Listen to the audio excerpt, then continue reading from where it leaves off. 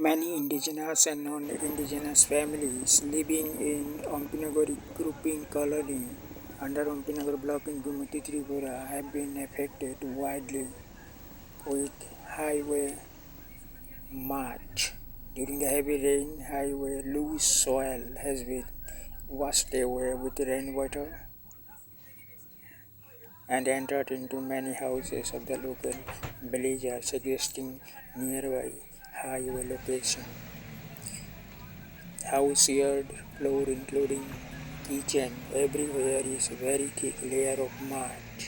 Sources said that the concerned highway authority did not keep proper drainage system to pass rainwater, and in many places they have blocked the rainwater passing channels. And as a consequence, rainwater would increased and suddenly pushed into the lower direction and created devastating conditions for many families. The critical situation has created horrible dirty environment for the villagers to live in their residence. The Ompinagar Dipramata Party MDC Shadagar Kole has visited the victim families and interacted with them. He has assured the distressed families, stating that very soon administrative